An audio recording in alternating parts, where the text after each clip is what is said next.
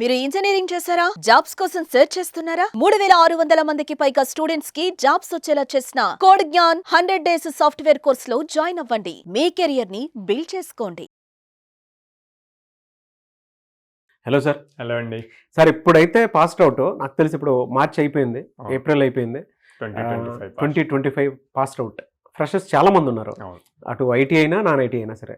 But especially non ఐటీలో ఇప్పుడున్న జనరేషన్లో ఏంటంటే టెక్నికల్ నాలెడ్జ్ ఉండేటువంటి వాళ్ళు చాలా ఎక్కువ.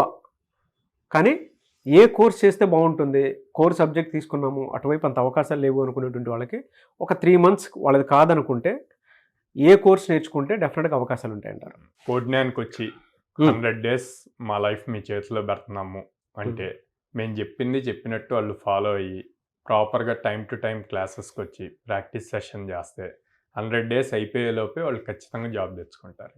ఎలా సార్, అంటే ఏ కోర్సెస్ ఉన్నాయి? సో మన దగ్గర పైథాన్ ఫుల్ స్టాక్ ఉంది, జావా ఫుల్ స్టాక్ ఉంది, and then data science, data analytics ఉన్నాయి అన్నమాట. ఓకే. సో అంటే వాళ్ళ ఇంట్రెస్ట్ బేస్ చేసి మనం సజెస్ట్ చేస్తామండి. మనం సజెస్ట్ చేసామని చెప్పి వాళ్ళు తీసుకుంటే 30 days అయ్యాక ఇది మన వల్ల కాదు అంటారు. దాని బదులు వాళ్ళకి ఒక క్లారిటీ ఉండి ఇంట్రెస్ట్ వస్తే దాన్ని బేస్ చేసుకొని మనం కౌన్సిలింగ్ ఇచ్చి దాంట్లో ఫైనల్ చేస్తాం అనమాట.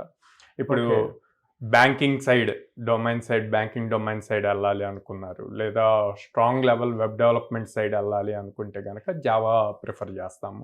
అట్లా కాకుండా గేమింగ్ సైడ్ కానీ డిఫరెంట్ అప్లికేషన్స్ బిల్డ్ చేయాలి అన్నప్పుడు పైథాన్ని ప్రిఫర్ చేస్తాం. ఎందుకంటే పైథాన్తో ఏదైనా బిల్డ్ చేయొచ్చు.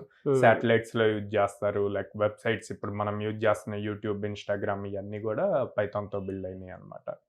And then complete pure data side interest ఉందనుకోండి, ఇప్పుడు ప్రతి దాంట్లో డిగ్రీ అండ్ ఇంజనీరింగ్ బోత్లో డేటా సైన్స్, ఏఐఎంఎల్ ఇట్లా బ్రాంచెస్ వచ్చాయన్నమాట. సో డేటా సైడ్ ఇంట్రెస్ట్ ఉంటే కనుక డేటా అనలిటిక్స్ కానీ డేటా సైన్స్ కానీ మనం సజెస్ట్ చేస్తాం. సో ఇదంతా కూడా స్టూడెంట్ యొక్క క్యాపబిలిటీ బేస్ చేసుకొని కౌన్సిలింగ్లో సజెషన్ అన్నది ఇస్తాం అనమాట. ఏఐ కూడా ఉందండి?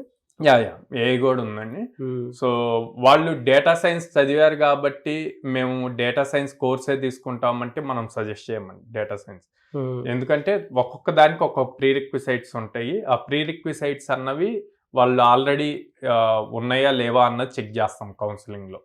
ఫర్ సపోజ్ ఏఐ కానీ డేటా సైన్స్ కానీ తీసుకోవాలంటే స్ట్రాంగ్ మ్యాథమెటికల్ ఫౌండేషన్ ఉండాలి, మ్యాథ్స్ అన్నది బాగా రావాలి. అదే జావా తీసుకోవాలనుకోండి అసలు ప్రోగ్రామింగ్ మీద ఇంట్రెస్ట్ ఉండాలి ఫస్ట్.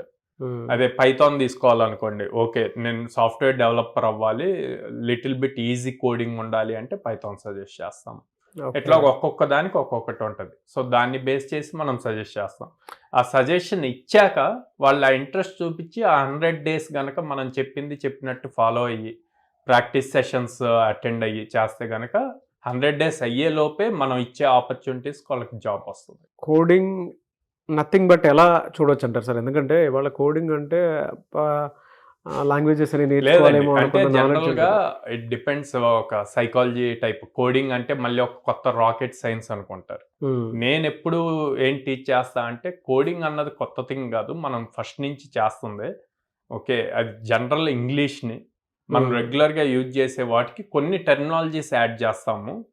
సో దాన్ని మీరు రియల్ లైఫ్తో కంపేర్ చేయండి. రియల్ లైఫ్ ప్రాబ్లమ్స్ని ఎట్లాగా ఫస్ట్ ఎప్పుడైనా కోడింగ్ నేర్చుకోవాలి అంటే మనం తీసుకున్న ప్రాబ్లమ్ స్టేట్మెంట్ని ఫ్లో చార్ట్లో రాయాలండి. ఓకే, అంటే ఈ ప్రాబ్లం వస్తే దానికి సొల్యూషన్ ఏంది, లాజిక్స్.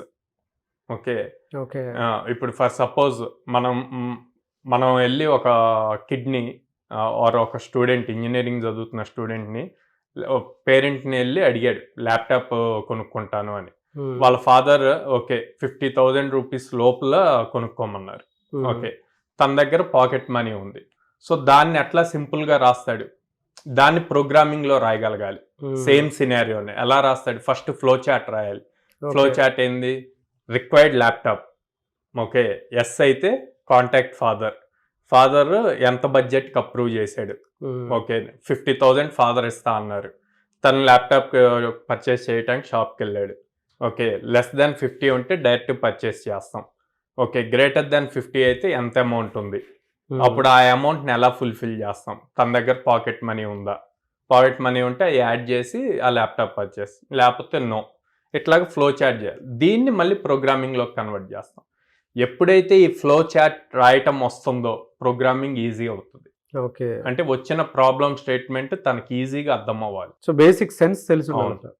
లాజికల్ థింకింగ్ అక్కడే అంటాం. ఆ లాజికల్ థింకింగ్ ప్రాపర్గా చేయగలిగితే కనుక ఈజీ అవుతుంది. సో అందుకే మన దగ్గర కోడ్నాన్లో టెక్నికల్తో పాటు లాజికల్ రీజనింగ్ కూడా నేర్పిస్తాం. అప్పుడు ఈజీగా జాబ్స్ మనం చూపించిన ఆపర్చునిటీస్ ఈజీగా క్రాక్ చేయగలుగుతారు. ఎలా సార్ అంటే 100 days వాళ్ళకి కాదనుకుని ఇక్కడ దాకా వస్తారు. పర్ మంత్ వాళ్ళకి ఎన్ని అవకాశాలు మీరు చూపించే విధంగా ఉంటుంది సార్? 800+ కంపెనీస్తో టైప్ ఉంది. సో దాంతో almost every day or every alternate day drive జరుగుతూ ఉంటుంది. ఒక్కోసారి అయితే ఒకే రోజు 3-4 డ్రైవ్స్ జరిగిన డేస్ కూడా ఉన్నాయి. సో స్టూడెంట్ అనేవాడు రెడీగా ఉండాలి డ్రైవ్ వచ్చినప్పుడు క్యాప్చర్ చేయడానికి. సో అది కనుక గ్రాప్ చేయగలిగాడు అంటే ఈజీగా క్రాక్ చేస్తాడు అనమాట. నాన్ ఐటీ వాళ్ళు అంటే జనరల్ డిగ్రీ చేసినటువంటి వాళ్ళకి ఎంత సార్ ఎక్కడి వరకు శాలరీ క్రాక్ చేసే అవకాశం ఉంటుందంట? ఒక్కసారి డిగ్రీ ఆర్ బీటెక్ కాలేజ్ అయిపోయి బయటకు వచ్చాక ఇంకా నాన్ ఐటీ ఐటీ అన్నది ఉండదండి. ఓకే, వాళ్ళ దగ్గర స్కిల్ నేర్చుకోవటం అన్నది ఇంపార్టెంట్. స్కిల్ ఉంటే ఇంటర్వ్యూ క్రాక్ చేయగలుగుతారు, జాబ్ వస్తుంది అంతే. అదే. సో దానికి ఒక లిమిట్ కూడా లేదు. కోడ్నాన్లో ఇప్పుడు దాకా హైయెస్ట్ మనం చూపించింది 27 LPA. Okay, average 4 LPA. Both IT వాళ్ళు క్రాక్ చేశారు, నాన్ ఐటీ వాళ్ళు క్రాక్ చేశారు. ఇంకా డిఫరెన్స్ అన్నది ఉండదు. మీరు ప్రీవియస్ స్టూడెంట్ రివ్యూస్ చూసినా కూడా నాన్ ఐటీ వాళ్ళు కూడా చెప్పారు అక్కడ మాకు ఎక్కడ డిఫరెన్స్ చూపించరు, అందరిని ఒకేలాగా. ఎందుకు అంటే మా దగ్గర జాయిన్ అయ్యాక కంప్లీట్ బేసిక్ నుంచి ట్రైనింగ్ ఇస్తాం. సో ఆ బేసిక్ నుంచి ట్రైనింగ్ ఇచ్చి ఆ ఫౌండేషన్ కనుక స్ట్రాంగ్గా బిల్డ్ చేసి వాళ్ళకి ప్రోగ్రామింగ్ ఎంత ఈజీయా అని చెప్పి నేర్పించగలిగితే వాళ్ళు ఏదైనా అచీవ్ చేయగలుగుతారు. ఎలా సార్ మిమ్మల్ని అప్రోచ్ అవ్వాలి అంటే ప్రాసెస్ ఏంటి? పేరెంట్స్ అయినా సరే పిల్లలైనా సరే స్క్రీన్ మీద కనిపిస్తున్న నెంబర్స్ కాల్ చేయొచ్చండి. నేనైతే డైరెక్ట్గా ఆఫీస్కి విజిట్ చేయమంటాను.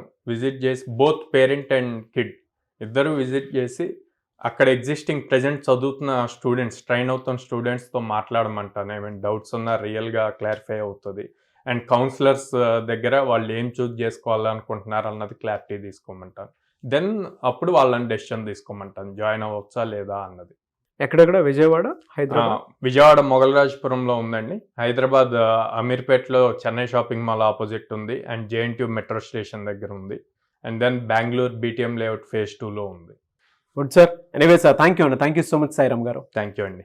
చూసారు కదండి వీడియో. ఈ వీడియోపై మీ అభిప్రాయాన్ని కమెంట్ బాక్స్లో పోస్ట్ చేయండి. అండ్ మీ పిల్లలు డిగ్రీ చేసినటువంటి వాళ్ళు ఉంటారు విజయవాడ పరిసర ప్రాంతాల్లో కానివ్వండి, లేదంటే హైదరాబాద్ వైపు కానివ్వండి, లేదా బెంగళూరులో మీకు మీ పిల్లల్ని అక్కడ పంపించి చదివించాలి అనుకునేటువంటి వాళ్ళైనా సరే, స్క్రీన్ మీద మీకు కాంటాక్ట్ నెంబర్ కనిపిస్తుంది.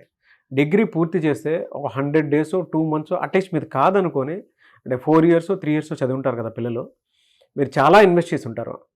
ఒకసారి కోడ్నాన్ వైపు కూడా అడుగుపెట్టి చూడండి.